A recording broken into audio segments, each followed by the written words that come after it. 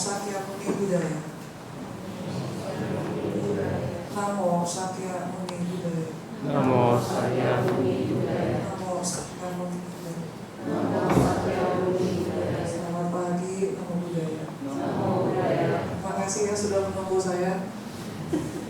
Jadi ceritanya di jalan ada yang WA. Terus saya nyetir sendiri ya. Sambil nyetir jawabin WA tuh, karena dibilang mau ke Puthosan, mau ke Ciuhasan. Terus tahu harusnya masuk ke Pondok Indah, 12 lah sampai ke ujung tuh, ke Cigadelapan keluar, jadi muterin komplek gitu pelambat. Jadi ya memang kesalahan saya juga sih, keredoran nggak fokus kali ya. Ya, terima kasih sudah mengundang saya. Ini kedua kalinya saya datang ke sini. Lalu mungkin bukan judul kali ya, tapi seputar tentang tema yang diajukan adalah tentang pendidikan, tentang psikologi seperti itu. Ya mungkin teman kita mengatakan saya psikolog, bekerja dengan anak-anak yang tidak bermasalah, tapi ingin meningkatkan potensi dirinya. Jadi BK zaman sekarang itu bekerja dengan semua anak, semua lingkungan, semua tempat. Artinya setiap anak atau setiap individu dia wajib mengoptimalkan potensi di dalam dirinya sendiri. Jadi mindset yang perlu dirubah adalah tidak harus anak nunggu bermasalah baru cari guru BK atau cari konselor sekolah ya, sekarang istilahnya keren ya, konselor sekolah. Jadi bisa juga untuk konsultasi supaya anak kita lebih banyak potensi, bukan lebih banyak sih, potensinya sudah ada, tapi tersembunyi, nggak kelihatan. Ini yang harus kita aware, harus kita sadari sebagai parent, sebagai orang tua. Dari sini. Nah, kemudian 2010 ya saya belajar BK. Kemudian di Mahabodhi 2012-2013 saya melihat kebutuhan anak-anak sekolah itu untuk mengoptimalkan kemampuan dirinya itu terhenti karena liburan semester. Di sini saya merasa sangat prihatin ketika semesteran liburan 1,5 bulan atau mungkin 3 minggu atau 1 bulan dianggap masalahnya selesai karena guru BK harus mulai lagi dengan anak yang baru di semester berikutnya. Kecuali kalau wali kelas mengatakan bahwa anak ini masih bermasalah, maka akan dilanjutkan di semester depannya dengan isu yang baru. Nah, ada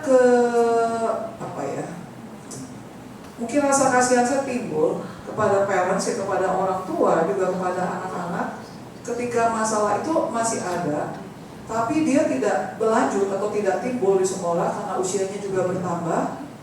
Kemudian dianggap sudah baik-baik aja, padahal mungkin nggak baik-baik aja ya.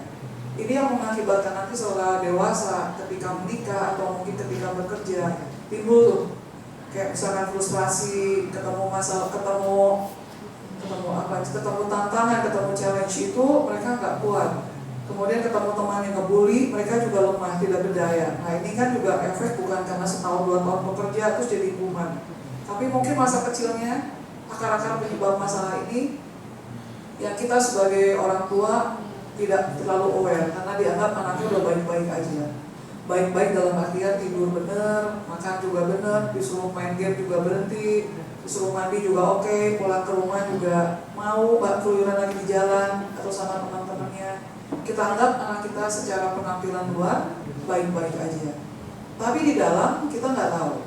Akhirnya 2016 saya memutuskan masuk ke terapi bermain ya, play terapi. Jadi dari 2016 sampai hari ini saya jujur 2 tahun terakhir ini udah jarang ceramah sih. Jadi saya lebih suka satu-satu ya dengan anak, main sama anak tiap hari, kemudian melihat anak bermasalah.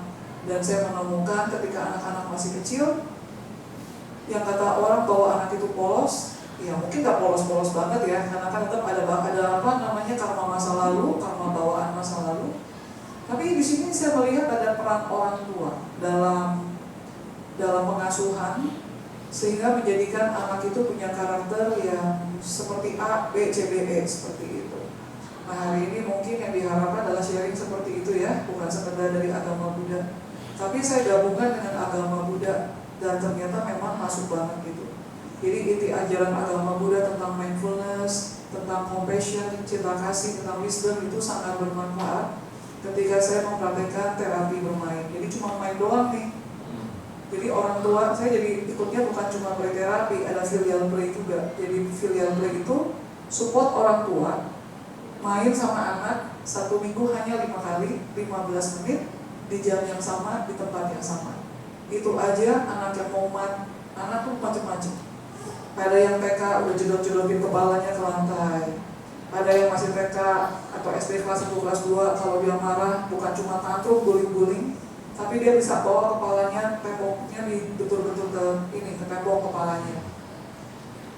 Tidak sengaja menyakiti diri sendiri, karena ada dorongan di masa lalu, mungkin pernah bunuh diri, atau mungkin juga memang ada self-harm ya, di past lives-nya seperti itu. Jadi di kelahiran sekarang ketika ketemu kondisi yang bagi si anak tidak menyenangkan, dia akan langsung berusaha untuk menyakiti dirinya sendiri.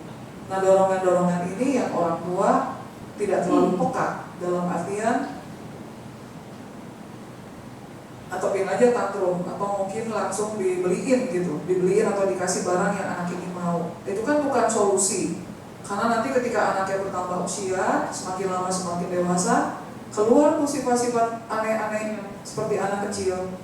Jadi gak salah juga kalau kita baca berita atau kita nonton YouTube, ada orang yang KDRT, mutilasi, kemudian juga mungkin bunuh diri ya, dengan cara ada yang gantung diri, ada yang digorok leher sendiri, ada yang pakai lidah, apapun akan dilakukan untuk self-harm.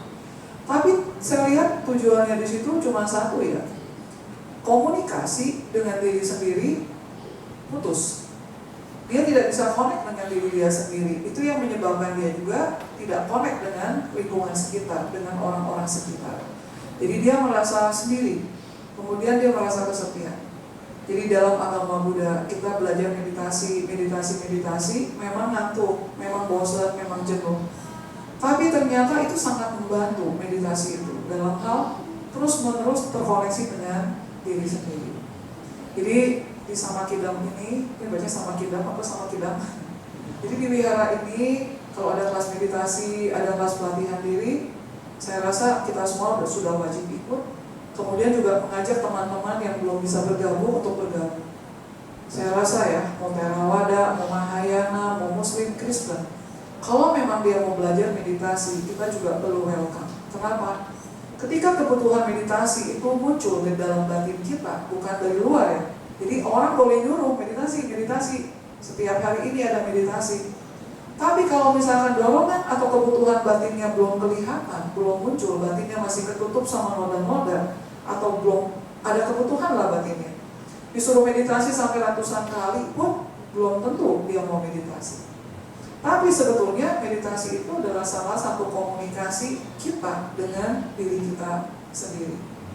Jadi ketika kita melihat ada orang yang frustrasi, ada orang depresi, ada orang yang benar-benar terlalu senang atau terlalu bahagia atau terlalu susah, jangan ambil action yang berlebihan. Kayak contoh subuh-subuh yang bate-bate, biku-biku. Kalau ketawa nggak boleh berlebihan, nggak boleh. Sebetulnya biku-biku kalau ketawa nggak boleh sampai bahunya berguncang-guncang, gitu ya. Tapi ada juga sih orang-orang yang ketawanya sampai berguncang-guncang.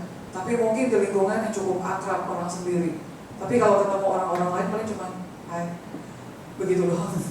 Terus seolah-olah jadi kayaknya wah kaku banget, dari ini sebenarnya bukan begitu juga ya. Karena memang ada syaratnya, ya boleh bahunya sampai berguncang. Bahkan ada juga dulu ya waktu saya Upasambada, ketawa aja nggak boleh kelihatan gigi, bayangin ada giginya.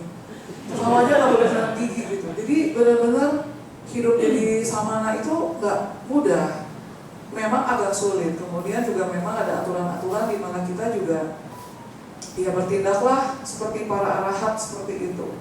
Tapi ketika zaman ini mulai berubah, saya mulai berpikir lagi tentang saya sendiri pun harus bahagia, jangan cuma melihat umat-umat berbahagia. Jadi cara saya berbahagia adalah apa? Saya harus mencari diri saya sendiri.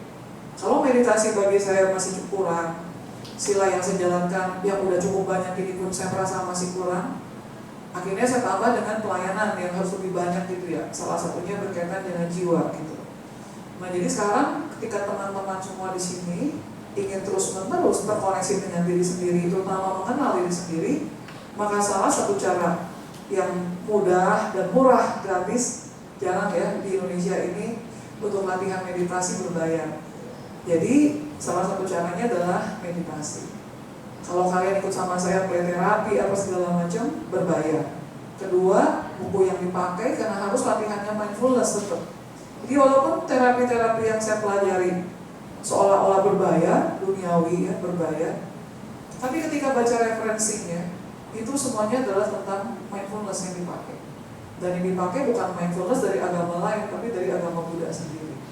Jadi akhirnya saya pikir, ya udah dulu ya, nggak tahu belajar, udah belajar lihat referensi, ya ada penyesalan.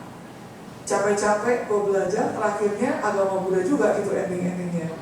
Tapi kemudian ketika belajar lagi, saya rasa tidak menyesal juga sih belajar, karena memang kita harus banyak belajar. Kalau memang belum bisa menemukan bukan kebahagiaan, ya mungkin belum ketemu kuncinya untuk membuka batin dalam diri kita sendiri, seperti itu. Jadi hari ini yang ingin saya sharing adalah tentang ajaran agama Buddha berkaitan dengan kesehatan mental. Jadi yang pertama tadi mindfulness, terus menerus menyadari batin kita itu dalam kondisi apa. Sedangkan yang saya lakukan dengan anak-anak atau mungkin dengan filial play ya, dengan support orang tua main sama anak, mereka tetap harus menggunakan gambar atau menggunakan pasir atau menggunakan clay itu sebagai tools. Ketika tools itu dilakukan, kemudian saya, misalkan kalian semua anak-anak atau parents yang ikut filial play, kemudian saya meminta misalkan, kalau bisa digambarkan dengan satu objek atau satu benda, kira-kira hubungan Anda semua yang ada di sini dengan anak, pilih satu aja ya, atau dengan istri atau dengan pasangan, kira-kira hubungannya seperti apa bentuknya? Nah, bisa digambar, bisa membuat clay, bisa membuat pasir. Yang tadinya tidak aware, yang tadinya tidak sadar, hubungannya seperti kompor sama teko, misalnya seperti itu. Kompor, yang kompor siapa? Yang kompor istri, yang teko suaminya. Ketika belum digambar, tiap hari berantem suami istri. Karena istrinya merasa, kok harus gua terus ya aktif, suami gua kok pasif banget. Tapi begitu muncul objeknya, ada teko yang isi air, ada kompor. Jadi istrinya ini ternyata kompor itu adalah istrinya yang apinya besar. Kompornya bukan kompor kecil, kompor yang besar. Kemudian tekonya, teko airnya dalamnya es kata dia, bukan air biasa. Kemudian ketika sharing, jadi yang penting juga sharing setelah buat sesuatu. Kemudian setelah sharing dia bilang, suami saya seperti es, dingin, terus dalam teko lagi. Kalau nggak dipanasin dia juga nggak gerak, nggak jalan, nggak ada inisiatif, nggak kreatif, nggak bisa cari uang dan nggak bisa apa-apa. Jadi tugas saya sebagai api, jadi bukan kompornya ternyata. Peran istri ini seperti api yang terus berusaha membakar supaya si airnya, supaya esnya mencair. Selain supaya esnya mencair ini tekonya juga harus panas. Jadi dia double job. Pertama dia harus menghangatkan tekonya supaya panas, baru kemudian dia bisa membuat si esnya itu menjadi cair. Dia bilang feel-nya apa? Sangat lelah dan bosan. Kadang-kadang berpikir untuk give up, untuk stop, untuk berhenti. Tapi setelah tahu bentuk ini, kemudian kan saya akan bertanya lagi nih, apa yang akan kamu lakukan supaya air atau teko, supaya es dalam teko ini mencair, tapi kamu effortnya, usahanya nggak terlalu lelah? Apa coba? Kan selama ini mungkin istrinya berpikir hanya di atas teko ya, tapi mungkin dia bilang, saya nggak tahu kan mungkin. Kepikir nggak satu hari, karena ini butuh panas yang sangat besar. Api yang paling besar hanya dari alam, dari matahari. Pernah nggak terpikir kalau dia dijemur di matahari jam 12 siang? Berarti si kompor ini harus berubah bentuk menjadi matahari terik di jam 12 siang. Dia bilang nggak pernah kepikiran. Nah sekarang coba pikirkan bagaimana teko supaya berubah jadi matahari. Gimana caranya? Bingung kan? Bingung kan? Kalau kompor mau keluar api harus ada orang ketiga yang menyalakan, terus dia matiin lagi. Kalau enggak, atau ketika sudah dinyalakan oleh orang luar, gasnya bisa habis. Jadi dia harus diisi lagi oleh orang lain juga. Jadi tetap mengandalkan eksternal orang lain.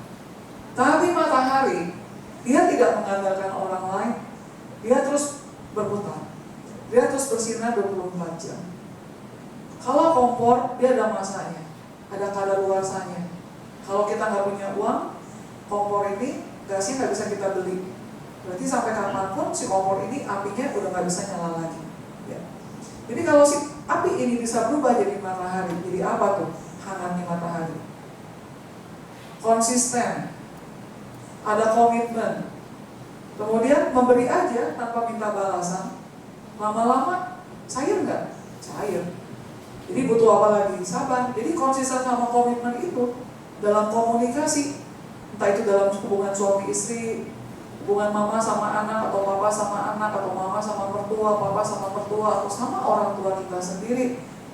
Hal-hal seperti ini yang bisa membantu kita buat lebih sehat mental. Jadi itu saya pakai ilmu, belajar. Tapi kalau dalam Buddhism nggak harus mahal-mahal gitu. Cuma vipassana lagi, latihan lagi, vipassana lagi, mengamati perasaan apa yang muncul, pikiran apa yang muncul, terus menerus seperti dilakukan. Dan satu hari nanti mau munculnya marah, mau munculnya sedih, gelisah, segala macam, kita udah langsung realize, langsung sadar, langsung stop, langsung berhenti. Oh ya, tadi saya mau ke istri saya, ke suami saya mau bentak, terus nggak jadi, saya cut dulu. Karena dia vipassana, otomatis dia lebih aware, otomatis dia saat bicara juga jadi berubah, lebih sopan, lebih ada cinta kasihnya, lebih halus juga, dan lain sebagainya. Jadi saya rasa dengan meditasi ini akan membantu kita jauh lebih sehat mental. Kemudian ketika kita meditasi, ada dua hal yang harus kita catat, bahwa ketika terus-menerus meditasi, maka kita dalam diri kita ada potensi-potensi yang akan terus-menerus keluar. Yang paling besar adalah potensi cinta kasih. Yang kedua adalah potensi wisdom, kebijaksanaan. Nah, bicara tentang cinta kasih dan wisdom, kalau diaplikasi dalam kehidupan sehari-hari, itu wujudnya banyak banget. Dalam wujud tanggung jawab, dalam wujud kehangatan, dalam wujud juga perhatian. Kemudian mau mendengarkan. Mendengarkan itu bukan mendengarkan pasif, tapi dia aktif mendengarkan. Jadi kita mungkin aja mendengarkan, seperti orang-orang lagi azan. Kita mendengarkan, tapi mendengar, hanya pasif mendengar. Dan akhirnya tidak masuk ke dalam hati. Tapi kita harus aktif mendengarkan, bukan cuma dari telinga kita aktif mendengarkan, tapi dari mata kita aktif melihat, mendengarkan. Kita dengarkan suara hati kita, ada apa yang terjadi dengan keluarga kita, dengan badan jasmani, kita juga aktif mendengarkan. Dengan hidung, karena ada anak-anak remaja juga malas mandi, udah malas mandi, rambutnya panjang, gak mau cuci baju, gak mau gunting rambut, mamanya ngoceh-ngoceh, cari saya suruh nasihatin. Saya bilang, mah bukan tugas saya nasihatin orang, mah. Kenapa? Ini berkaitan sama harga diri. Kalau saya nasihatin dia, kamu 13 tahun, coba mandi, badan kamu lebih tinggi dari suhu nih. Pakai baju yang rapi, supaya kamu ketemu suhu gak bau. Dia ketemu saya lagi gak besok-besok? Gak mau. Akhirnya, saya gak bisa nolong orang lagi. Ini tugasnya bersih-bersih, tugasnya dari parents, dari orang tua. Tapi saya bisa support. Misalkan saya bilang, saya punya punya kucing loh. Kucingnya suruh mandiin tuh seminggu 5 kali. Padahal kucing gak usah mandi istilahnya, jilat-jilat badan. Kan mungkin dia bertanya, kan kucing gak mandi suruh, kenapa harus mandi? Terus saya bilang, habis kalau gak mandi, jijik, bau banget. Kan di lidahnya jilat-jilat badannya. Bayangkan, coba kalau kita jadi kucing, jilat-jilat badan kita, kamu mau gak? Nah, mungkin dengan cara seperti ini ketika saya bercerita tentang kucing lah, tentang anjing lah, tentang burung yang dimandiin atau gajah segala macam, pikiran anak ini berubah tanpa harus saya nasihatin. Jadi peran saya bukan sebagai penasehat sebetulnya ya, tapi peran saya lebih cepat sebagai orang yang mampu mendengarkan, kemudian memberikan solusi yang terbaik buat parents seperti itu. Nah, jadi kemarin ada orang tua, ada papa, dia bilang, oh nanti yang main sama anaknya saya aja suruh, karena kasihan istri saya tiap hari ngurus anak di rumah. Oke, papa yang main sama anak, sanggup jam berapa nih main, karena masih kerja. Dia bilang jam 8 malam, jadi kalau sesi sama suhu setengah 9 malam, suhu kemalaman gak? Saya bilang gak apa-apa, saya biasa tidurnya juga jam 11 sama 12. Oke. Nah, kemudian gambar anaknya cowok, baru umur 7 tahun atau 6 tahunan. Kemudian dia gambar hubungan kamu saat ini dengan anak seperti apa, kemudian diharapkan hubungan ke depannya seperti apa. Dia langsung bilang, saya seperti mercusuar. Saya bilang, Papa, gak boleh ngomong doang. Mercusuar kamu sama saya berbeda loh. Mercusuar yang saya gambarkan di otak saya itu wah ramai banget, terang banget, terus hidup gitu. Mercusuar yang kamu gambarkan belum tentu sama seperti saya. Jadi tetap komunikasi harus ada, gambar atau membuat satu kreativitas. Ketika dia gambar mercusuarnya yang sekarang sama yang akan masa depan berbeda. Yang masa sekarang dia bilang lampunya nggak hidup yang masa depan lampunya terang. Ada pulaunya. Di mercusuar yang mati lampu ini temboknya tinggi. Di mercusuar masa depan landai, kemudian terang. Kapal juga berubah bentuk. Saya bukan dukun, tapi lihat dari gambar saya juga bisa baca. Saya bilang hubungan papa sama anak dingin, gak ada kehangatan. Ya memang sih, saya pergi kerja pagi-pagi, pergi pulang malam jam 8, jam 7, jam 8, terus anak lagi belajar sama istrinya. Udah saya main game aja sendiri. Nah seperti ini, ketika digambarkan jadi berbeda. Ketika ngomong mercusuar, barang di kepala saya beda sama yang ada di gambarannya dia. Jadi ketika kita bisa meditasi, ketika kita bisa vipassana, kemudian timbul compassion, timbul cinta kasih, maitri karuna, kemudian timbul kebijaksanaan dalam diri kita, kita lama-lama bisa sadar kita itu hidupnya seperti apa sih, terus apa yang harus kita ubah ke depan supaya kita lebih sehat mental lagi. Tidak menuntut orang lain untuk berubah, tapi kita mengharapkan diri kita yang berubah, baru bisa ke depannya membuat rumah tangga atau keluarga kita lebih harmonis, lebih maju, seperti itu. Jadi mungkin PR teman-teman semua adalah sampai rumah nanti dalam perjalanan jangan sambil nyetir mikir ya, nanti kayak saya tersesat lagi. Jadi ada waktu merenung sebentar, berpikir, kemudian bertanya ke diri sendiri. Hidup saya dari kecil sampai hari ini, kalau bisa digambarkan dengan objek, kira-kira objeknya seperti apa? Kemudian diharapkan ke depannya, objeknya seperti apa? Nah ini mungkin bisa membantu kita mengenal diri kita sendiri. Kalau belum mau meditasi, atau kira-kira meditasinya masih belang-belang nih, atau meditasinya masih ngantuk-ngantuk. Nah mungkin dengan menggambarkan diri sendiri, perjalanan hidupnya seperti apa, bisa membantu kita berproses menemukan tujuan hidup kita atau menemukan kesehatan mental bagi diri kita sendiri, seperti itu. Jadi tentang masalah-masalah dalam rumah tangga jangan terlalu dipusingkan menurut saya, karena semua hal ada prosesnya, semua hal ada jalannya, kemudian semua hal ada solusinya. Cuma yang paling penting sekarang adalah bagaimana kita bisa mengenal diri kita lebih dalam, dan terus lebih dalam. Jadi nanti kita setelah mengenal diri kita sendiri kebutuhannya apa, kemudian kita bisa lebih paham terhadap kebutuhan orang lain.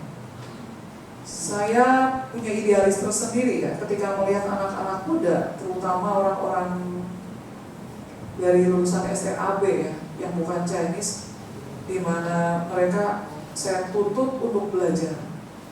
Kemudian saya mati-matian, ini saya terima dana dari umat-umat. Jadi saya ingin dana ini juga tersalurkan dengan hal-hal yang positif. Menyekolahkan kalian sepintar-pintarnya, apa juga kalau mau belajar silakan, saya dukung. Sampai satu ketika, berapa bulan terakhir ini mentok saya. Saya langsung sadar diri, belajar itu ternyata kebutuhan saya, bukan kebutuhannya mereka. Jadi sekarang saya berhenti, tidak lagi menyuruh orang untuk belajar, karena ternyata saya lebih capek, bisa marah-marah, sakit jantung, bisa juga saya stres, cemas, dan depresi, karena ini uang jadi tidak terarahkan, tidak bermanfaat sesuai dengan harapan para umat berdana kepada saya dalam bentuk uang. Kini sekarang saya menawarkan sekarang, kalau kemarin menyuruh, les Inggris, les Mandarin, sekarang saya menawarkan, saya offer. Mau bisa Mandarin nggak? Karena di wihara saya tinggal banyak suhu dari Tiongkok. Kalau kamu nggak bisa Mandarin setengah mati loh. Mau suhu? Ya silahkan cari guru sendiri. Tapi saya akan support dari belakang. Karena tetap dalam Mahayana semuanya dalam bahasa Mandarin. Jadi kalau bagaimanapun pelafalan harus ada mirip-mirip ya ke Mandarin gitu. laganya laga Jawa atau laga mungkin Sunda seperti itu. Kemudian ada kebutuhan yang lain tentang merangkai bunga. Di wihara saya nggak ada yang bisa merangkai bunga, bisanya bikin kue sama menjahit baju nih ibu-ibu. Jadi saya offer lagi nih ke anak-anak yang lulusan STAB di wihara saya ada 2 orang. Kemudian saya offer mereka, mau nggak belajar merangkai bunga? Dia bilang mau, saya leskan. Yang murah-murah dulu, yang 90.000 dulu, 2 jam, 3 jam. Tujuannya apa nanti? Supaya termotivasi bahwa merangkai bunga nggak susah. Dan kalau misalnya ada pertanyaan dari mereka, kenapa nggak suruh aja yang belajar merangkai bunga? Mungkin saya jawab, ya saya sih orangnya hobi belajar. Tapi kan tangan saya cuma 2 ya, saya bukan panipusa yang segala bidang harus saya pegang. Ceramah, ngomelin orang juga, bantu bersih-bersih toilet juga. Kadang-kadang kalau orang-orang di wihara, saya lihat toiletnya masih kotor-kotor juga. Nggak semua bidang harus saya ambil. Jadi sekarang saya mulai berpikir bahwa dalam satu titik, ketika saya masih muda, semua hal saya ambil sendiri dan saya akan ikut-ikut orang kanan kiri supaya orang nggak sama dengan saya pinternya, supaya saya tetap menonjol. Tapi ketika usia saya terus bertambah, dorongan untuk naik ke atas sudah mulai turun ya. Jadi saya sudah mulai memberikan kesempatan kepada orang-orang yang masih lebih muda daripada saya untuk lebih bisa berkarya, bahkan kalau bisa melebihi saya. Jadi pada akhirnya saya melihat bahwa untuk sehat mental ini bukan urusan setahun 2 tahun terus mentalnya sehat. Tapi mungkin di tiap tahap perkembangan manusia, di setiap usia manusia akan ada usaha kita untuk lebih sehat mental. Jadi mungkin kita akan diharapkan ya, makin bertambah usia, makin bijak dalam berpikir, makin bijak dalam bersikap, makin bijak dalam bertindak, makin bijak juga dalam berdiam diri dalam segala hal. Jadi ketika dengan usia teman-teman yang mungkin ada sebagian besar lebih muda dari saya, ya nggak apa-apa juga ketika harus marah-marah, bukan berarti nggak boleh marah. Dulu saya berpikir lagi masih kecil, jadi biku itu nggak boleh marah, nggak boleh ngomel, harus sempurna seperti dewa. Tapi begitu saya masuk jadi suhu, saya mencoba menahan diri, nggak boleh marah, nggak boleh ini, nggak boleh itu, semuanya saya lakukan. Sampai satu titik saya nggak tahan, saya meledak, saya marah-marah. Di Taiwan nggak bisa Mandarin, tapi saya bisa maki-maki orang pakai Mandarin. Terus saya sadar, ternyata dalam kondisi terdesak saya bisa marah-marah dan bisa ngomong Mandarin. Tapi kan jangan tunggu sampai terdesak ya bisa Mandarin itu. Kan marah-marah itu kan belum tentu setahun sekali buat saya. Bunyi klakson mobil aja belum tentu 5 tahun sekali buat saya. Karena saya melatih diri dengan cara tidak membunyikan klakson mobil. Jadi belum tentu saya membunyikan klakson mobil dalam 5 tahun gitu. Jadi tidak tunggu dalam 5 tahun saya bisa ngomong Mandarin hanya dengan marah-marah. Dan pada akhirnya saya melihat bahwa ternyata it's okay kalau marah. Tapi kalau kita bisa meditasi, kita bisa mawas diri sebelum marah, udah tahu tuh bibitnya keluar, kita langsung bisa cut off. Kita langsung bisa potong, nggak sampai marah. Jadi ini manfaat daripada meditasi, terus-menerus melihat ke dalam diri sendiri, terus-menerus kontemplasi ya, melihat apa yang kita butuhkan.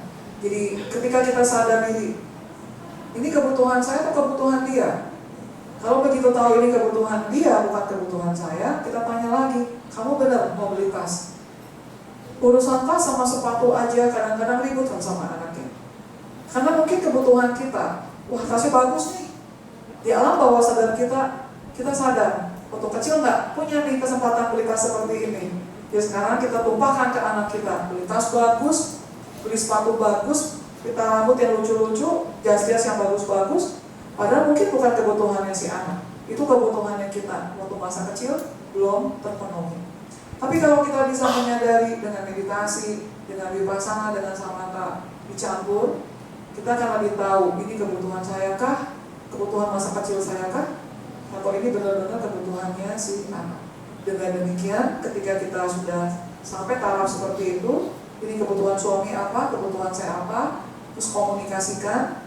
Saya percaya dalam rumah tangga keributan-keributan semakin lama semakin berkurang. Jadi ini masalahnya, ketika kita terus-menerus ribut dengan diri sendiri, maka kita juga akan terus-menerus ribut dengan lingkungan sekitar. Kita juga akan terus-menerus ribut dengan alam semesta. Jadi ketika kita bisa berdamai dengan diri sendiri, kita bisa berdamai dengan lingkungan kita, kita juga bisa berdamai dengan alam semesta. Jadi mulailah dari diri sendiri, seperti itu. Oke, ada pertanyaan? Kira-kira seperti itu ya teorinya ya. Kalau mau nanya prakteknya, ya tiap rumah tangga pasti beda, walaupun sama-sama di sepatu, pasti beda. Terus, sampai saya menunggu pertanyaan ya. Satu lagi mungkin yang saya request dari teman-teman semua adalah jangan suka menyamakan dengan orang lain. Nyamain masalah juga, jangan. Wah, suami gua selingkuh, suami dia juga selingkuh, jangan nyamain, karena selingkuhnya pasti beda reason, beda alasan. Jangan nyamain. Anak kecil juga sama kan, saya suruh jangan suka judgement, jangan menilai orang tua, jangan menilai orang lain. Jangan menyamakan, mama kamu masak nggak pernah masak, kok sama, mama saya juga nggak pernah masak. Jangan nyamain. Yang satu mamanya nggak masak karena tinggalnya di Cukko, misalnya di Cina ya kan, ketemu sama anaknya 2 tahun sekali. Yang satu lagi mamanya males nggak mau masak. Jadi berbeda, hal yang berbeda, jangan disamakan. Ada pertanyaan? Ya, teriak.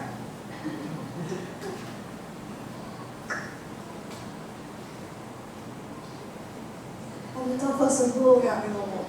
Suhu mau tanya, tadi kan Suhu bilang kalau ketika kita sudah bisa berdamai dengan diri sendiri dan lingkungan, kita berdamai dengan semesta.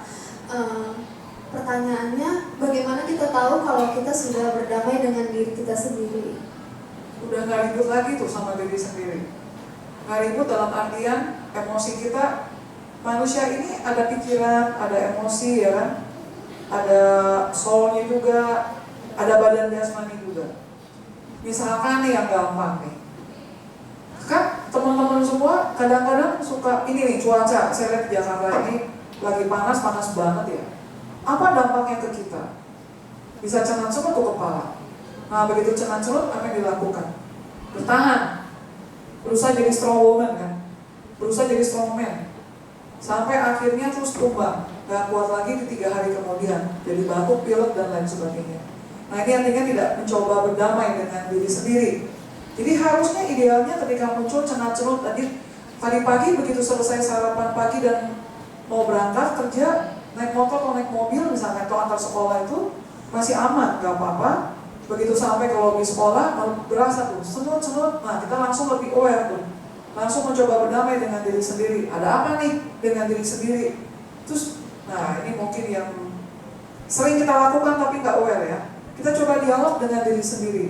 Kamu mau minum obat nggak? Jadi bukan pikirannya yang bilang mau minum obat atau nggak minum obat, tapi badannya yang harus diajak dialog. Badan kamu butuh ideal, kamu butuh obat atau kamu butuh apa nih sekarang? Masih di lobi, belum pergi, belum jalan, atau cari parkiran dulu sebentar terus diam sebentar. Kamu butuh apa nih? Misalkan si badannya ada suara nanti menjawab nih kalau sering latihan. Gak usah minum air panas aja udah cukup. Udah cari kantin minta air panas atau minta teh panas atau apa minum tuh udah baik-baik aja. Ini caranya kita berdamai adalah terus menerus komunikasi dengan diri sendiri. Itu dengan badan jasmani, dengan pikiran, dengan perasaan juga sama. Munculnya suka spontan. Melihat sesuatu begitu masuk, saya pikir tadi datangnya udah terlambat, naik ke atas mau duduk-duduk sampai sebentar ya. Ternyata naik tangga, tau-tau altar buka pintu, ada orang lagi aja, kita di paling belakang belum, langsung masuk ya. Iya, itu kan langsung muncul kaget nih dalam diri saya yang spontan begitu. Jangan tunggu besok-besok dan tolak kemarin-kemarin. Tadi begitu masuk aja langsung lihat orang lagi aja yang paling belakang tuh duduk dengan hikmah terus ini kita belum. Udah pada duduk timbul di sini loncat nih hatinya nih loncat. Itu pun langsung berdamai. Oh ya, memang saya terlambat. Jadi logikanya jalan ya. Emang saya terlambat. Jadi ya salah lu. Kenapa orang-orang udah standby nungguin? Jadi awareness-nya lebih cepat karena kita latihan meditasi. Kemudian juga jarang monkey minds-nya, jarang dibiarkan terus-menerus mengembara, nggak jelas. Jadi ada perubahan sedikit aja dalam pikiran, dalam perasaan, dengan tubuh kita langsung ketangkep sinyalnya. Nah langsung kita coba diam sebentar. Kan tadi kalau kalian perhatiin saya nggak langsung masuk, saya diam sebentar di situ. Saya lagi mencoba adaptasi dulu dengan diri sendiri tanpa perasaan. Sadar nggak? Nggak sadar. Tapi kalau saya langsung masuk kan saya langsung masuk, begitu masuk saya langsung diam dulu. Kok banyak orang Salah satu reaksi untuk berdamai dengan diri kita sendiri adalah reaksi kaget. Kaget, petir, dar, loncat. Nah itu reaksi badan. Reaksi pikiran sama perasaan untuk menetralisir cara kita berdamai. Jadi jangan tunggu sampai kita loncat, jangan tunggu sampai kita teriak atau marah, tapi mulai tadi aware hal-hal kecil. Ya meditasi dulu ya, pelan-pelan nanti meditasi. Nanti lama-lama berasa tuh, loncatan-loncatan dikit itu mulai berasa. Jadi kalau dibilang caranya gimana ya meditasi yang paling besar pengaruh influence, dampaknya paling cepat meditasi. Tapi dengan cara-cara tadi terus-menerus, meditasi kan macam-macam. Bisa jalan, bisa duduk, bisa berbaring, bisa tidur. Ini dalam 4 aktivitas badan ini terus-menerus mindful. Nanti lama-lama kita sadar dalam perasaan munculnya apa, pikiran apa, badan apa. Nah itulah di situ kita mulai berdamai. Kira-kira seperti itu. Ya. Jadi memang sulit dijelaskan, tapi kalau udah dipraktekkan tahu deh bedanya apa gitu. Sakit gigi, rambut rontok itu semuanya bisa sadar gitu. Sebentar ya. 15 tahun yang lalu sebetulnya mungkin saya ada sakit mah, tapi nggak sadar, tapi sudah jadi suhu. Jadi ketika udah sampai ke Jawa, keliling Jawa, tiap kali pulang ke Jakarta, lagi itu saya tinggal di Taman Sari. Tiap kali pulang ke Jakarta, saya selalu sakit. Sakitnya juga lama, bisa 7-10 hari lemes. Kata dokter, kata orang-orang sekitar saya sakit mah. Sampai akhirnya terus dibawa ke dokter, suntik lah kemana-kemana berobat, tapi nggak sembuh. Kemudian kadang juga perut ususnya melilit sakit. Akhirnya dibawa ke satu dokter di Husada. Saya tinggal di Taman Sari, ini Husada, tapi saya perginya ke Siloam, ke Rumah Sakit Pluit, ke Bandung, ke yang jauh-jauh. Ternyata di Husada aja ada dokternya tuh, ke sana internis, tinggal jalan kaki ngesot 10 menit nyampe, terus bilang dokternya, mulai sekarang coba kamu perhatikan makan kamu. Saya bilang kan saya vegetarian, udah gak makan minyak-minyak terlalu banyak juga. Gak begitu dia bilang, usus kamu sensitif. Jadi ada beberapa macam sayur yang kamu gak bisa makan, kamu jangan paksakan makan gitu. Oh, saya baru tahu tuh, ternyata penyebab saya sering sakit perut adalah usus yang sensitif. Jadi dia bilang lagi, coba kamu mulai sekarang perhatikan ucapan saya benar atau enggak. Jadi psikologi. Kalau kamu makan bumbu kacang, kalau kamu makan sayur santan, kalau kamu makan ini, terus saya perhatikan dari list yang dikasih sama dokter. Oh iya benar. Nah itu salah satu berdamai juga tuh dengan diri sendiri. Akhirnya mulai sekarang kalau saya ceramah kemana, saya akan bilang sama orangnya, kalau mau dana makan siang tolong ya, jangan ini.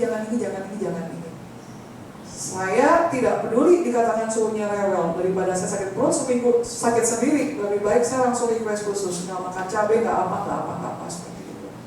Nah karena sakit perutnya melilitnya juga cukup lama tahunan, akhirnya ada satu dokter juga menyarankan saya, tiap kali buang air kecil sama buang air besar, kamu lihat warnanya seperti apa. Jadi sampai hari ini udah 15 tahun, bayangkan, aktivitas ke toilet itu sehari bukan sekali ya, berkali-kali. Saya kan terus sebelum saya flush itu, saya kan lihat dulu warnanya apa, keluarnya apa. Kemudian warnanya apa, keluar dan seperti apa. Semuanya saya pantau sampai hari ini. Jadi akhirnya saya jadi sadar gitu ya. Oh kalau makan genjer, keluarnya genjer lagi. Kalau makan tomatnya kebanyakan, tomatnya bisa keluar lagi. Itu semuanya dari apa? Dari pengalaman. Sampai hari ini saya masih mengamati apa yang keluar dari badan saya. Kenapa? Nggak mau sakit lagi. Karena makan obat itu nggak enak. Ditusuk-tusuk juga nggak enak. Jadi mungkin start dari mengenal diri sendiri, ya sesimpel itu. Tapi mungkin juga untuk ceramah jarang orang ngomong kayak saya ya. Ngomong semua dharma yang bagus-bagus di buku, tapi tentang buang air besar, buang air kecil, orang mungkin nggak aware. Tapi saya sudah lakukan itu udah di Bogor aja, jadi 20 tahun lalu ya sudah saya lakukan. Saya di Bogor udah 17 tahun, saya sakit tahun 2004-2005, berarti 20 tahun sudah saya mengamati apa yang keluar dari badan saya. Itu sangat tidak mudah, jijik. Jadi kemarin ketika ada orang wihara bilang, suhu tolong dong tulis pengumuman. Kenapa? Orang-orang kalau udah ke toilet, tisunya nggak mau buang sembarangan, nggak mau masuk lagi dalam tongnya. Sampai akhirnya karyawan pelihara bilang, udahlah suhu, ngapain dikasih tisu-tisu, katanya. Makin dikasih tisu makin berantakan toiletnya. Saya bilang nggak bisa kali kalau ibu-ibu ya, tetap harus ada tisunya. Terus orang-orang bilang, iya tiap hari saya masih memotong tisu tuh dalam toilet. Terus orang yayasan bilang, laki-laki perempuan lebih jorok daripada laki-laki, dia bilang gitu. Terus saya bilang, saya jadi marah ya. Saya bilang, udahlah jangan ngomong kayak gitulah, saya bilang. Kamu nggak tahu, saya bilang, di hewan itu semua suhu. Ada satu suhu tuh, ketika buang air besar dia kemana-mana nyembur. Mungkin sakit perutnya nggak tahan sampai nyembur kemana-mana, terus dia nggak bersihin. Saya begitu masuk, saya bersihin semuanya. Saya udah lewati masa-masa seperti itu, bersihin toilet. Aku bilang, kalian cuma ngambil pakai itu, apa salahnya sih bantu-bantu orang? Tapi kemudian saya juga berpikir, oh ternyata cukup banyak orang-orang yang jijik terhadap hal-hal yang keluar dari badannya sendiri. Sedangkan itu adalah bagian dari pelatihan diri. Jadi ya sekarang mulailah start dari mulai berberes diri sendiri. Di Taiwan saya tahun 98 cuma 2 tahun sampai tahun 2000. Tapi yang saya ingat pelajaran adalah masuk ke kamar mandi sama masuk ke toilet. Kita masuk ke toilet bersih 100% seperti wihara ini, seperti altar ini. Ketika keluar lagi harus sebersih ini. Jadi ketika mandi keluar siram-siram, jangan sampai keluar bekas-bekas kita. Keluar. Karena bekas kita walaupun kecil aja, itu tetap dikatain orang setelah kita. Wah bekasnya suhu nih, ternyata dia jorok. Gara-gara nggak mindful. Ini tetap begitu masuk, kita tahu oh bekasnya si ini, seotor ini, kita bersihin seret. Terus kita masuk, bersihin sebersih-bersihnya. Jangan meninggalkan bekas sedikit pun juga. Berarti saya toilet training ini sudah saya lakukan dari 98 sampai hari ini, 27 tahun. Jadi ya kalian berlatih lah seperti itu tentang urusan apa yang dibuang dari badan kita. Silakan. Ya. Saya mau tanya bagaimana mindset kita dalam memahami non-self ya, anatta. Yang tadi saya cerita semuanya udah belajar non-self tuh, belajar non-anatta semua ya. Belajar hilangkan aku, ego. Start dari hal-hal yang jorok-jorok, yang nggak enak. Makanya kenapa di Culture Rawada kan Namaskara dilakukan di altar, mostly ya, di altar sebagian besar. Kalau di Mahayana ada namanya Satwipai, 3 kali jalan, 3 langkah, 1 kali Namaskara. Dan itu Namaskara nggak boleh pilih tempat, kayak misalkan Borobudur bersih lah ya. Jadi banyak orang di luar negeri, terutama di Tiongkok, Taiwan, kalau Asia ini kayak Indonesia, Singapura, Malaysia mungkin jarang. Tapi di Tiongkok, Taiwan, banyak orang yang Satwipai dilakukan di pasar-pasar, melewati pasar-pasar. Jadi begitu kita jalan 3 langkah, langkah yang ketiga kita berhenti, terus kita namaskara di situ. Apapun yang kita temukan di situ, kita nggak boleh menyingkir. Jadi kita jalannya misalkan lurusnya, bisa lurus nih, 1 garis, 1, 2, 3, terus namaskara. Pas ayam di sini. Ya udah, di situ aja. Tapi kadang-kadang ego kita masih muncul kan, ayam belok dikit aja.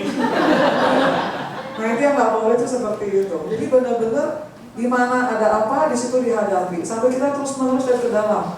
Ego saya sebesar apa? Nah mungkin dorongan saya mau jadi suhu juga cukup tinggi kali ya dari masih kecil. Jadi senang banget bertanya berdiri. Senang banget bertanya ke biku-biku, ke bantai-bantai, ke suhu-suhu gitu. Masih saya kecil SMP, SMA tentang hidup dan lain sebagainya. Yang menarik adalah ketika ketemu satu biku baru pulang dari Tibet, dari Nepal apa Tibet, berapa tahun di sana, kemudian ternyata dia S3, S1-nya ITB, S2-nya di Jepang, S3-nya Jepang lagi. Jadi bagi kami nih anak-anak muda, waduh hebat banget itu ya bantainya. Kemudian bertanyalah, gimana cara menghilangkan ego? Kan yang susah-susah itu pertanyaan di buku kan seperti itu yang menghilangkan ego. Tapi Bante menjawabnya keren menurut saya. Dia bilang, ego manusia memang sulit dibuang. Terus dia cerita tentang pengalaman beliau, bagaimana dia mau jadi biku dengan usia berumur 40. Jadi setelah dari Jepang pulang, kerjanya juga bagus lah ya. Gaji juga besar, di umur 40-an mau jadi biku. Kemudian selama kerja kan namanya juga lulusan S3 doktor, kerjanya pasti pakai jas, pakai dasi, pakai jas, pakai sepatu, udah keren, gaji juga besar. Terus dia bilang karena dia masuk ke tantra, jadi dia tanya satu project itu gurunya beliau. Dia bilang, saya mau jadi biku. Dia bilang, pertama kali ngomong mau jadi biku, saya ditinggal pergi. Kemudian saya nggak putus asa. Yang kedua kali dia ngomong, dia bilang dipantatin. Yang ketiga kali dia bilang mau jadi biku, jubahnya dilempar. Nih, sana jadi biku, lu sana pakai jubahnya. Saya dengar begitu, saya kaget juga ya.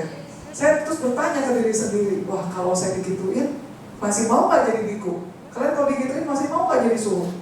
Rada mikir juga gitu ya, apa ini jadi biku? Kok gitu? Kan kita punya persepsi sendiri.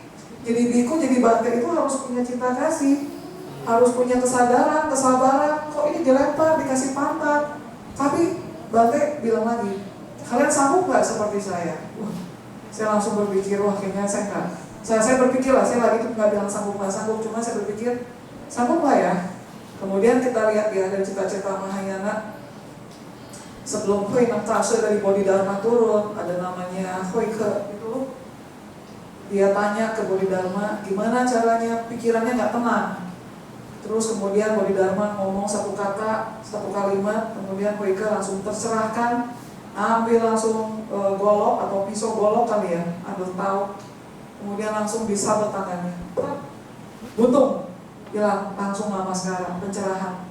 Terus saya juga berpikir ya, apakah saya harus melatih diri seperti itu ya kalau gurunya yang saya mau tidak menerima saya gitu. Aduh, daripada seperti itu lebih baik saya dari awal dan lama sekarang. Jadi kalau di Mahayana itu ada yang namanya payen, pertobatan. Jadi lama sekarang terus menerus dilakukan berjam-jam untuk mengakui segala kesalahan yang kita lakukan di masa lalu. Tapi setelah lewat lagi masanya, kayaknya nggak menolong juga ya, karena karma buruk tetap ada aja. Sampai satu ketika Bante ketemu lagi Bante yang tadi tantra itu, kemudian bilang, cara menghilangkan keakuan itu sulit memang. Jadi ada banyak biku-biku yogi, disebutnya di Tibet, di India, mereka sengaja memanjangkan rambut, nggak pakai baju. Jadi kalian yang kalau ke India ketemu petapa-petapa telanjang yang belum tentu juga Hindu, mungkin juga Buddhis ya, mereka sengaja nggak pakai baju, gembel-gembel, gawir-gawir, terus bau, dilihat orang juga mungkin begini, tutup hidung langsung menyingkir. Tapi mereka sebetulnya orang-orang suci. Cara menghilangkan keegoannya mereka dengan cara yang cukup ekstrim, mengutip makanan dari tempat sampah bekas orang kemudian dimakan lagi seperti itu. Nah, itu cara-cara menghilangkan ego se-ekstrim itu. Nah, kita sanggup Pak sampai level itu. Gitu. Kalau mau ekstrim, salah satunya rambut jangan dicet, itu kan juga menghilangkan ego, ya kan? Jadi ibu-ibu jangan, wah hidungnya kurang mancung nih, lari ke Korea, lari ke apa, nanti tua. Sekarang kan kalian masih apa namanya kuliah, masih masaknya. Coba zaman dulu saya kecil, orang berlomba-lomba, mukanya sama semua tuh. Apa tuh yang dikasih? Aku kasih apa sih? Kayak voucher begitu. Coba lihat masa tuanya mereka, semua kan jadi kembar semua, mukanya sama semua. Sekarang kalian ke Korea beramai-ramai ya ke Korea karena murah cantik. Tapi coba lihat 20 tahun lagi, jangan-jangan muka kalian kembar semua kan. Ini yang harus hati-hati, jangan nanti timbulnya penyesalan. Karena muka kita seperti ini, ya memang karma kita yang bikin sendiri, bukan dari orang lain. Jadi jangan menyamakan dengan muka orang-orang yang operasi-operasi. Walaupun di Korea bagus, di Thailand bagus, tetap kita mengingkari karma bawaan kita ya. Sebaiknya ya jangan dilakukan. Jadi menghilangkan ego ya banyak, salah satunya duduk di bawah, masuk ke ruangan gak pakai sendal, kemudian latihan pabaja, latihan baca sutra, baca mantra, itu semuanya menghilangkan ego semua. Menghilangkan ego, apalagi misalkan ketemu orang menyapa, itu semua menghilangkan ego. Banyak. Seperti itu. Menjawab. Harusnya pakai kacamata. Kayak saya nih, harusnya pakai kacamata 35 tahun lalu, tapi saya nggak mau pakai kacamata. Nah, ini kan saya juga egonya keluar, menolak keluar. Udah bogo-bogo pakai kacamata, cuma takut jalannya nggak enak, terus kayaknya jadi begini-begini. Karena lihat kenapa bisa begitu mau pakai kacamata? Karena banyak orang yang pakai kacamata turun sampai ke hidung. Terus saya nggak mau seperti itu, padahal sebenarnya masalahnya apa? Skrupnya ternyata longgar, ya kan? Jadi ini juga salah satu apa ya, belajar menghilangkan ego ya nggak jauh-jauh sih, ada di sekitar kita semua. Misalkan lagi Biasanya dandan, menor-menor. Sekarang kalau hari Minggu ke wihara lepas, nggak usah dandan, sederhana aja. Itu salah satu bentuk juga menghilangkan ego juga. Ya, kayak gitu. Ada pertanyaan lain? Anak ngomong, anak lagi cerita, kita juga jangan. Anak lagi ngomong, lagi cerita, kita berusaha mendengarkan. Walaupun kenyataannya mungkin salah, tidak langsung memotong anak ngomong, itu termasuk menghilangkan ego juga. Kemudian lagi ada nih yang sering kejadian kemarin, bukan kemarin lah, beberapa hari lalu, bilang, suhu kepala saya cenat-cenut nih, anak WA udah gede lah, 40 tahunan. Kepala saya lagi cenat-cenut nih sekarang, suhu. Maksud hati mau curhat sama temen, baru ngomong 25 menit, dia curhat lebih panjang daripada saya sampai 1 jam. Nah ini juga hati-hati tuh. Harus hati-hati ketika ada orang curhat sama kita langsung lihat kebutuhan saya, kebutuhan dia curhat. Kalau kebutuhan dia curhat, kita harus redam ego kita. Kita stop, kita dengerin dulu. Walaupun kita mulutnya gatel, pengen ngomong juga, tapi kita tahan dulu. Udah selesai, terus tanya ke dia, kamu butuh apa dari saya yang bisa support kamu? Butuh didengerin kah? Atau butuh cuma dipupuk doang? Atau butuh ditraktir es krim? Atau apa? Tanya kebutuhan kamu apa. Udah selesai, terus tanya, kamu masih punya waktu nggak? Sekarang giliran saya yang curhat. Jadi harus ada komunikasi seperti itu. Nah suami istri juga sama seperti itu. Begitu masuk rumah jangan langsung ngomong. Suaminya belum gerut, belum apa-apa, udah ngomong dulu. Harus tanya dulu, masuk dulu. Udah lagi santai, terus tanya, loh Kung, saya mau cerita, kamu ada waktu nggak dengerin saya ngomong? Karena kalau lagi sibuk, bisa tunggu nggak minggu depan? Aduh, minggu depan kelamaan, gue udah bisa sampai gini nih. Yaudah deh 5 menit. Nah kalau dikasih waktu sama suami ngomong 5 menit, lihat jam 5 menit. Gimana caranya masalah kita dikemas dengan bahasa yang simple, cukup 5 menit. Nah ini kan masalah ibu-ibu juga kan. Kadang-kadang ngomongnya kemana-mana, akhirnya jadi suaminya malas dengerin. Udah setengah jam ngomong, belum tahu titik poinnya apa. Akhirnya suaminya pergi. Istrinya jadi marah, merasa kalau gua ngomong gak didengerin. Padahal bukan gak didengerin ya, udah dengerin setengah jam tapi gak tahu masa lalu apa sih sebetulnya. Nah ini kan jadi masalah kita. Jadi belajarlah berpikir lebih efektif, lebih efisien, lebih simpel. Belajar bicara lebih simpel juga, dan belajar bertindak lebih simpel juga, gak usah ribet. Istilahnya kalau dari Mahabodhi mau ke sini jalannya cuma, misalkan saya biasanya lewat Palem ya. Kalau lebih panjang berarti kan lewat Cendrawasih, lurus terus gitu kan. Akhirnya pemandangan kanan kiri kan juga indah ya. Ada toko buah, toko ini, wah rame ya. Jadi akhirnya lebih lama. Nah ini juga hati-hati. Jadi ambil jalan pintas. Waktu yang suami kasih ke saya berapa menit nih? 20 menit, ngomonglah 20 menit. 5 menit, 5 menit, 2 menit, ya 2 menit. Dengan cara demikian kan suami tahu kebutuhan istri apa, istri juga tahu kebutuhan suami apa. Demikian juga dengan anak-anak. Maksudnya mau ngomong apa kita juga paham. Itu salah satu cara juga menghilangkan ego juga. Jadi sebetulnya hidup sehari-hari kalau kita lakukan dengan bijak, semuanya menuju pada mengurangi ego sih. Ya, ada pertanyaan lain? Ya, mau jalan aja. Ya, Saya mau tanya seputar meditasi. Ya, bagaimana kita membedakan kita ini benar sedang meditasi atau cuma merenung biasa? Meditasi yang berhasil itu bagaimana? Meditasi yang salah itu bagaimana? Terima kasih. Meditasi yang berhasil itu yang tahu cuma diri sendiri ya. Berhasil sampai kemana? Satu, yang kedua gurunya. Saya udah sampai level ini, terus bantainya bilang, oh enggak, itu cuma hayalan. Ini tetap fokusnya bukan mencari keberhasilan dalam meditasi, yang penting duduk mindful. Kalau dalam Mahayana nggak ada yang kalau dalam Mahayana tidak ada pencapaian. Jadi mau sampai level berapa juga pokoknya kalau istilahnya belajar, pokoknya belajar aja terus, jangan mikirin ijazah SD, SMP, SMA atau kuliah terus segala macam sampai jadi dokter. Nanti bingung, habis dokter S3 terus kemana lagi gitu. Kalau dalam Mahayana pokoknya kamu meditasi aja, jangan mikirin pencapaiannya. Tapi kalau dalam Theravada ada pencapaian tuh. Kenapa harus ada pencapaian? Ya mungkin kebutuhan orang banyak ya. Kalau udah mencapai level 1, satu kamu hebat, kebiasaan dari kecil dipuji-puji mungkin ya. Naik lagi level 2, udah level 2, memotivasi orang. Jadi baik lagi yang bisa menentukan siapa kita bisa atau tidak bisa meditasi? Diri sendiri. Kalau kita ikut dalam satu course meditasi, sebenarnya ngajarin tetap fokus keluar masuk nafas, breath in breath out dan lain sebagainya, cobalah duduk 1 jam, dalam 5 menit kita langsung waduh gelisah. Kok susah banget ya fokus? Nah di saat itu kita langsung menentukan kan, wah kayaknya gue gagal deh, gak bisa meditasi. Nah itu salah. Padahal gak ada gagal, gak ada benar, tapi memang mungkin jadi kayak matahari terus bersinar dan terus terang. Tapi permasalahan adalah ada awan-awan atau tidak ada awan-awan. Kadang ada awan tebal, kadang ada awan tipis, kadang tidak ada sama sekali. Nah kita kebiasaan gak fokus ke mataharinya, kita fokusnya ke awan-awan. Jadi ketika kita duduk meditasi, terus kita gelisah, padahal mataharinya bersinar, kita terus fokus. Tapi awan-awan ini muncul nih, hari itu, menit itu, detik itu lagi banyak nih awan lewatnya. Lagi anak keluar, suami keluar, mama papa juga keluar, semua gak berhenti, terus jalan begini-begini. Bukan berarti kita gagal, karena kita fokusnya cuma ini, wah pikirannya lagi jalan-jalan gak fokus. Bukan ini tujuan kita tetap di sini, tetap duduk, tetap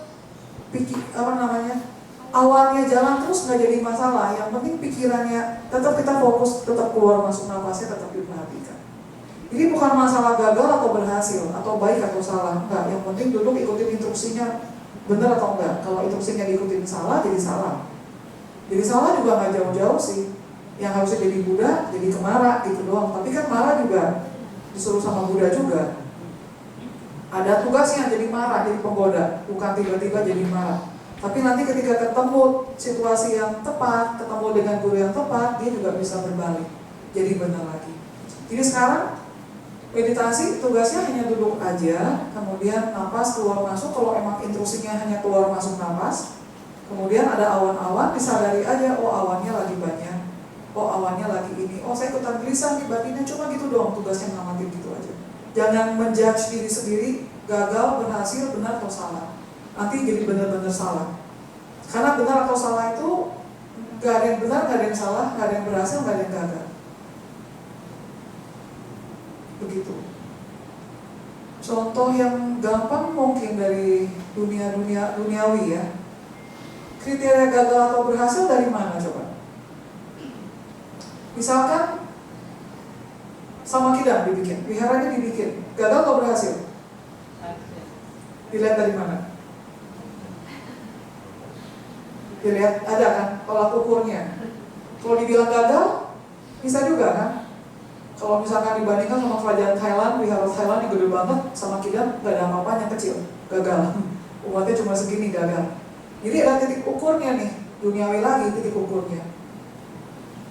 Jadi dalam meditasi, karena kita harus lepas segala macam urusan duniawi, jadi kalau bisa jangan ada titik ukurnya, tolak ukurnya. Pokoknya jalanin aja ikutan course. Nanti kalau misalkan ada course 10 hari, apa 3 bulan, apa 2 bulan ikutan, atau sebulan, tiap 2 hari ada jadwal interview, harus wajib interview, pergi. Walaupun nggak tahu mesti ngomong apa, pergi aja. Nanti akan ada instruksi berikutnya lagi. Itu yang bikin kita ada kenaikan level. Gitu. Levelnya naik di dalam logika kita, tapi secara batin kita menurun. Batinnya menggali ke bawah, tapi secara duniawi kita naik ke atas. Jadi atas bawah gak ada bedanya. Jadi logikanya naik level, tapi batin kita makin ke bawah, makin deep, makin ke bawah, makin ke bawah, makin ke bawah, makin ke bawah. Jadi sebetulnya atas sama bawah ya sama. Makin kita atas, makin level kita makin ke atas, harusnya batin kita makin ke bawah. Jadi sebetulnya makin ya atas sama bawah sama. Kalau dibilang di Taois bilangnya as below as above, kayak gitu. Jadi gagal sama berhasil ya nggak ada, cuma mainan pikiran manusia. Yang penting sekarang jalanin aja. Istilahnya kalau saya bilang jangan mikirin kita mati mau ke surga atau ke neraka. Yang penting kita jadi manusia berbuat baik setulus-tulusnya, biar nanti alam yang menentukan kita mau lahir lagi ke alam mana. Mau ke alam bahagia atau ke alam menderita, bukan kita yang menentukan. Walaupun dikatakan dalam berbagai sutra kita bisa menentukan kelahiran kita berikutnya mau di alam mana. Tapi tetap hitungannya bukan kita, dari universe, dari karma itu sendiri. Oke, apa lagi? Ada pertanyaan lagi? dia tetap semangat meditasinya. Sama kayak ngegedein anak ya. Suhu, saya udah main sama anak nih. Bentar.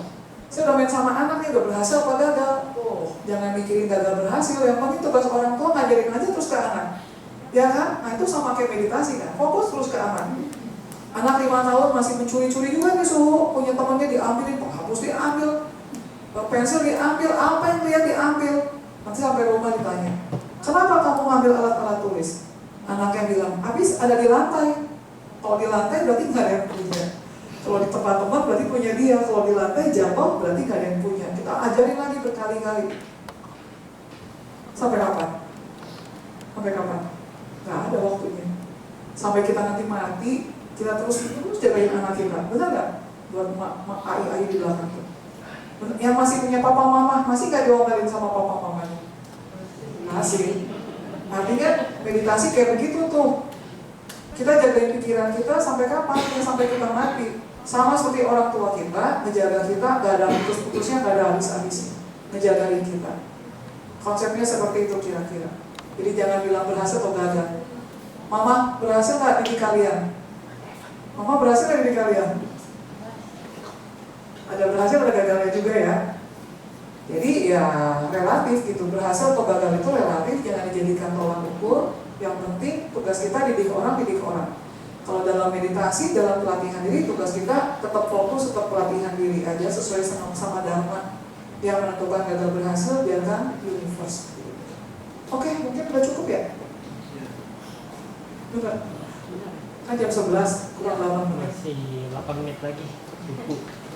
8 menit lagi. Iya. Boleh satu orang Pertanyaannya? tanya.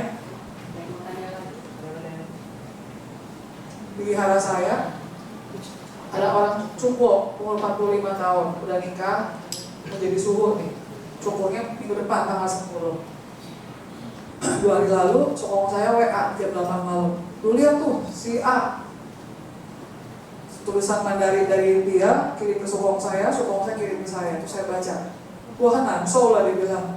Saya begitu baca langsung kaget, saya langsung ke kamar, padahal saya lagi ngepel kamar. Jadi sampai hari ini ada 2 hal yang tetap saya lakukan sendiri. Yang pertama cuci baju masih sendiri, sama ngepel kamar masih sendiri. Yang lainnya saya kasih ke orang. Tapi 2 hal itu tetap saya kerjain sendiri. Sekalian olahraga. Saya ke kamar dia, terus saya bilang, kamu kenapa? Dia bilang, lemes. Waduh, dengar kata lemes, umur 45 tahun, ini udah lari. Jangan sampai stroke nih orang. Karena vegetariannya lebih parah daripada saya ya. Telur, susu, madu, murni nggak minum. Yang dari hewan sama sekali nggak makan, nggak minum. Dia bilang, yuk ke rumah sakit aja. Dia bilang, nggak mau lah, gue baikan kali. Saya bilang, lu jangan bilang baikan ya. Ini jam 8 malam. Kalau tidur hanya di jam saya. Artinya, saya mau sekamar sama 5-6 orang nggak jadi masalah. Dia mau bangun jam 2, jam 3, kresek-kresek atau kresek, saya nggak peduli. Yang penting saya hanya bangun di jam saya dan tidur di jam saya. Saya nggak mau ganggu orang dan orang jangan bangunin saya juga, jangan ganggu saya. Itu prinsip saya.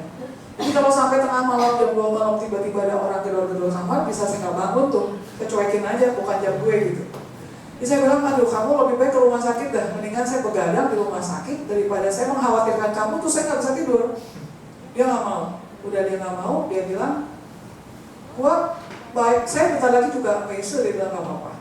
Terus saya bilang, Sukong suruh kamu ke rumah sakit. Nah saya jual tuh, nama Sukong saya tuh. Langsung dia pergi. Ternyata jalannya udah sempoyongan tuh. Saya saya pegangin, terus saya bawa ke rumah sakit. Pada akhirnya udah periksa ambil darah, tekanan darahnya rendah, di bawah 90 tuh. Sampai yang periksa aja gak yakin, padahal kerjaannya di rumah sakit periksain tensi orang. Sampai dia nggak yakin, dia panggil lagi temennya. Terus saya bilang, ternyata orang itu ada nggak pedenya ya, walaupun itu kerjaannya dia, tensi orang. Masa bener sih, di bawah 90, mungkin 80 sekian.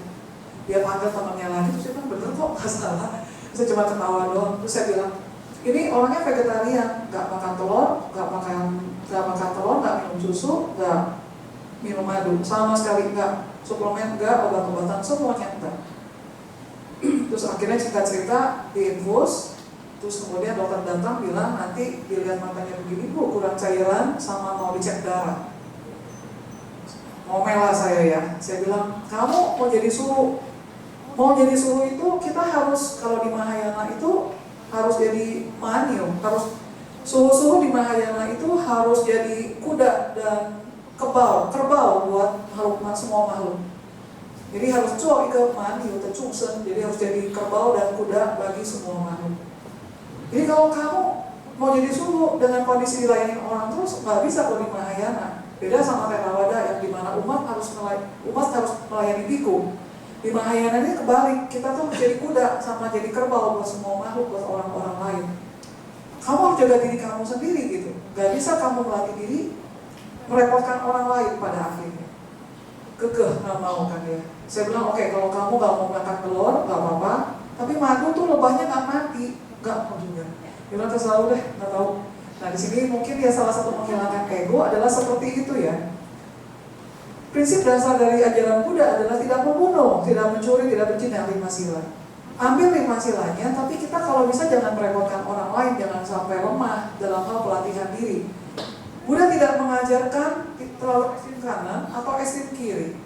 Yang Buddha ajarkan adalah jalan tengah. Jadi saya tadi ketemu lagi nih sebelum berangkat, jadi faktor terlambat juga banyak ya. Tadi saya ketemu lagi dia turun makan jam 8 karena bangun juga jam 8. Saya bilang kamu kalau makan harus tepat waktu, on time, harus konsisten, harus komitmen. Lambung saya sembuh bukan karena makan obat, tapi saya teratur, jam makan, jam makan terus makan. Walaupun saya tidak lapar, dia bilang, walaupun kamu tidak lapar, kamu harus makan walaupun hanya 1 sendok, karena lambungnya tetap kosong, cuma pikirannya tidak lapar. Jadi pelatihan diri itu semudah itu, tapi juga sesulit itu, karena tidak mau komunikasi dengan diri sendiri. Saya bilang hari ini kamu turun jam 8, makan pagi jam 8. Kemarin kamu makan mendahului saya 6:30. Terus tapi kamu makan siangnya jam 12. Hari ini kamu makan jam 8. Saya bilang kamu harus makan di jam makan. Pagi makan, siang makan, jam 7, jam 11 kamu makan. Jam 5 sore makan malam. Kamu boleh nggak makan, kamu boleh makan. Itu terserah kamu. Kalau kamu mau atas sila nggak apa-apa. Tapi harus on time, tepat waktu. Jadi kebanyakan dari kita ini ya sakit. Bukan karena dari orang lain, tapi kita nggak konsisten, nggak komitmen. Makan nunggu lapar, itu udah salah. Meditasi nunggu lagi pengen, itu juga udah salah. Jadi harus konsisten, harus komitmen. Jam makan, ibadah, makan. Tidur. Ini kadang tidurnya jam 1, jam 2. Kadang-kadang saya kadang tidurnya malam jam 12:30, kadang nge-zoom sampai jam 11 malam. Saya beres-beres bentar 12:30. Saya lihat dia, masih ada, lagi kerja, lagi belajar. Besok paginya saya bangun, keluar kamar, dia nggak ada. Saya tanya tetangganya, itu orang bangun jam berapa? Masih tidur belum bangun. Jadi nggak konsisten. Ini membuat kita itu sakit. Entah itu mentalnya sakit, entah itu badannya sakit, entah itu pikirannya yang sakit. Jadi kalau suhu, misalkan kalian ngomong suhu sendiri juga tidurnya ngaco, kadang 11:30, kadang jam 11. Tapi saya tahu, saya bisa bicara dengan tubuh saya gitu istilahnya. Kapan tubuh saya lagi kuat, kapan tubuh saya lagi lemah. Kalau tubuh saya lagi lemah, jam 8 saya udah tidur, udah matiin HP. Saya udah gak kuat nih, badannya udah ngomong, wah kamu harus tidur buru-buru, udah semua jadwal malam saya cancel semua. Kenapa harus saya cancel? Karena kadang-kadang orang kerja, dia bilang saya pulang kerja jam 7 subuh, baru bisa main sama anak jam 8. Kalau saya sesi sama subuh harus jam 9-an. Masa saya tolak? Orang mau berubah, orang mau main sama anak, ya ayo kita dukung aja. Tapi kadang-kadang udah kalian ngantuk juga. Aduh sorry deh hari ini gak kuat, badannya udah capek, saya harus tidur. Jadi harus open, terbuka, konsisten, komitmen, tanggung jawab juga. Oh banyak hal, itu semuanya menghilangkan si aku. Tapi harus hati-hati juga.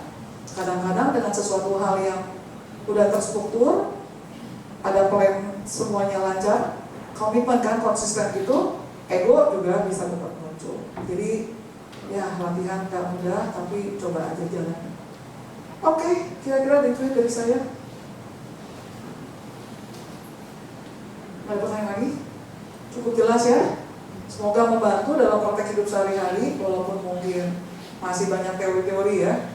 Tapi kira-kira latihan seperti itu tidak sulit sih menurut saya. Yang penting butuh semangat, butuh tekad, konsisten komitmen itu penting. Makanya kenapa istri bisa tahu suaminya kalau selingkuh.